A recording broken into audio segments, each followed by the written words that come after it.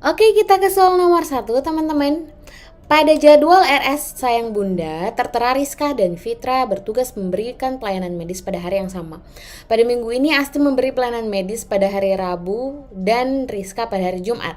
Asti meminta bertukar jadwal dengan Rizka dan Rizka setuju.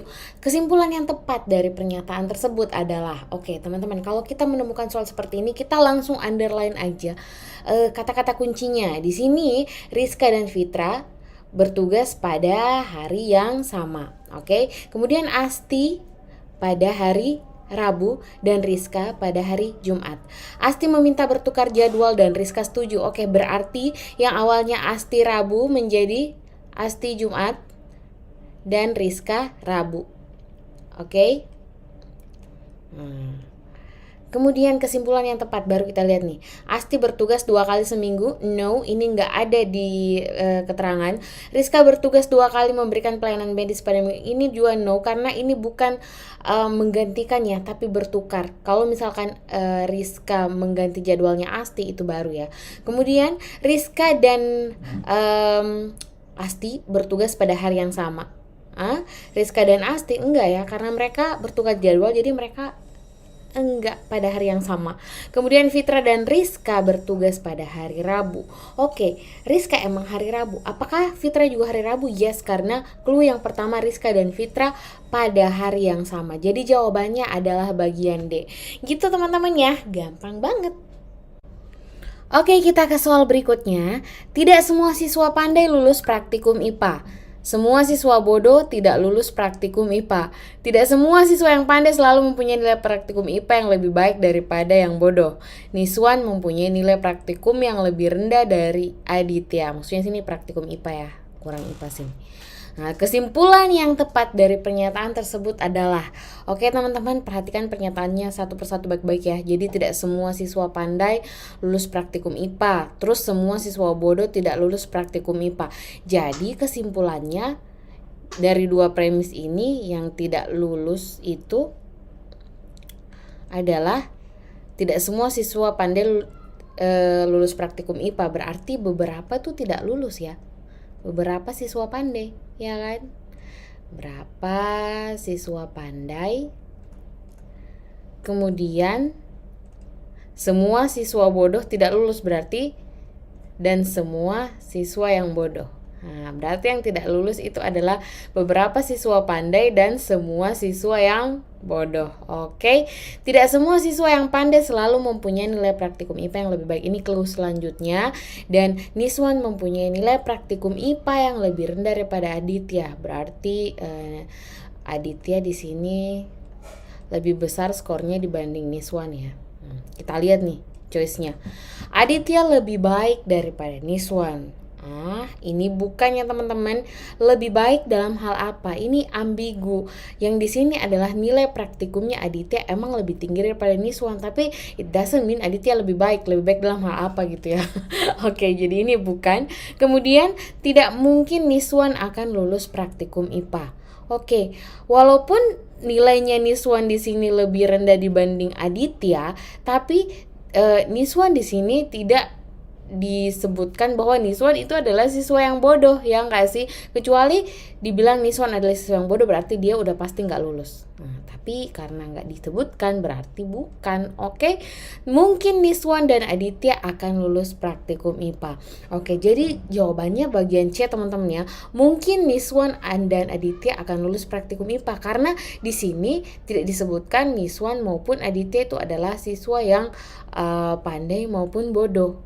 Oke, bisa teman-teman ya. Sedangkan yang tidak lulus itu adalah beberapa siswa pandai dan semua siswa yang bodoh. Ya enggak sih? Oke, kita lihat dulu clue yang lainnya supaya lebih jelas lagi. Tidak mungkin Niswan dan Aditya satu sekolah, ini juga enggak. Kemudian tidak mungkin Aditya lulus praktikum IPA. Kenapa tidak mungkin? Sedangkan di sini Aditya cuman disebutkan nilai praktikumnya lebih tinggi gitu ya. Oke, jadi ini tidak cukup bukti untuk mengatakan tidak mungkin Aditya lulus praktikum IPA. Jadi jawaban yang paling tepat adalah bagian C.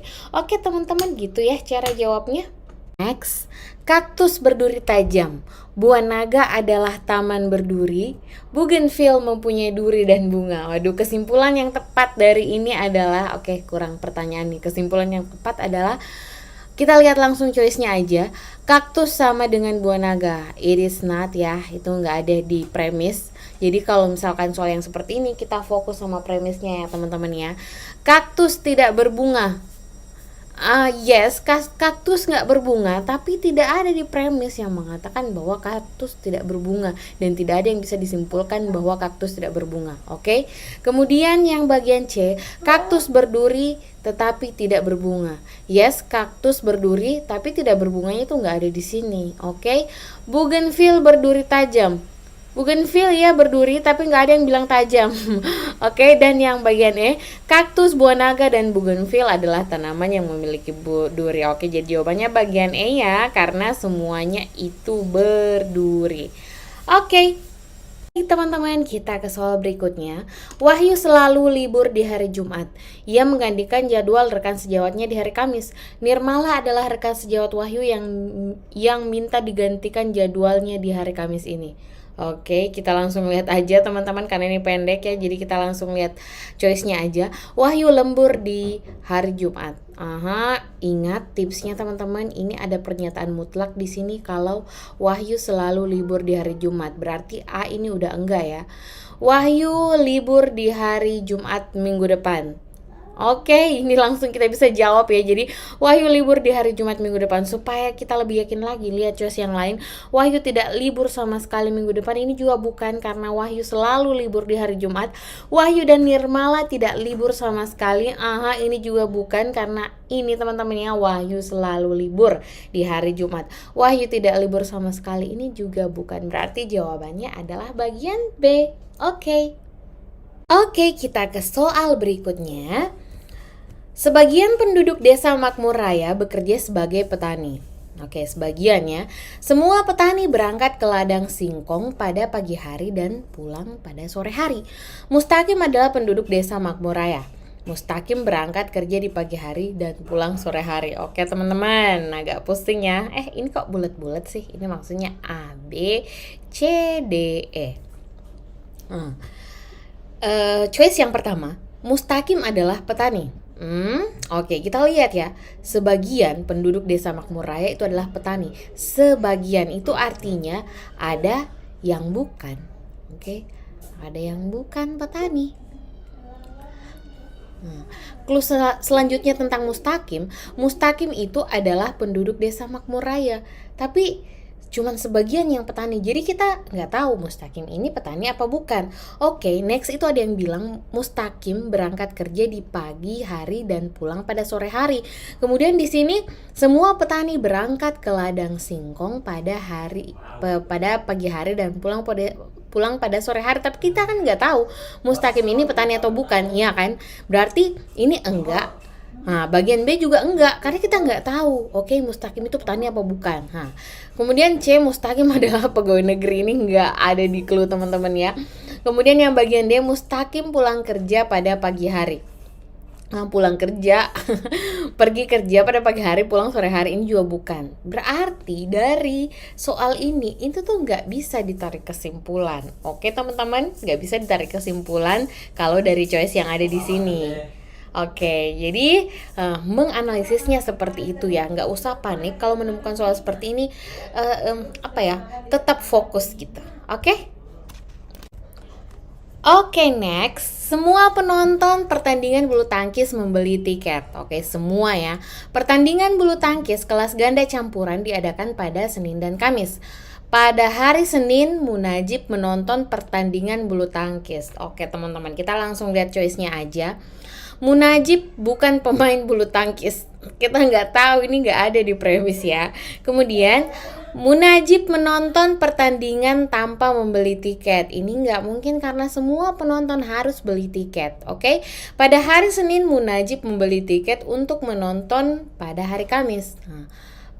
Munajib kapan sih nonton? Pada hari Senin Munajib menonton pertandingan bulu tangkis. Oke. Ini bisa teman-teman ya. Jadi pada hari Senin Munajib, tapi kita nggak tahu sih dia beli tiket kapan sih. Jadi ini tuh nggak bisa juga. Oke. ralat. Kemudian bagian D, munajib membeli tiket untuk menonton pertandingan pada hari Senin. Oke, ini baru bisa teman-teman.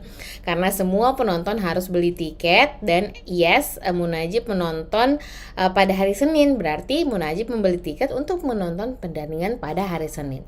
Kemudian bagian E, supaya lebih yakin lagi, munajib tidak menonton pertandingan ganda campuran pada hari Kamis. Ini juga nggak ada di premis teman-teman ya. Berarti jawabannya adalah bagian D. Oke teman-teman, gitu ya kalau kita menjawab tentang soal penarikan kesimpulan ataupun silogisme. Teman-teman fokus pada premis, bukan pada kenyataan. Jadi kayak tadi kaktus tidak berbunga, emang kaktus tidak berbunga, tapi itu nggak ada di premis. Jadi teman-teman fokus pada premis, jangan pada kenyataan sehari-hari. Oke teman-teman, itu aja kali ini untuk prediksi soal penarikan kesimpulan dan silogisme yang akan keluar berdasarkan FR nih teman-teman. Jadi pelajari baik-baik. Aku doakan semua teman-teman yang menonton channel ini lulus CPNS tahun 2021. Amin amin. Oke teman-teman, sampai ketemu di video aku selanjutnya. See you on my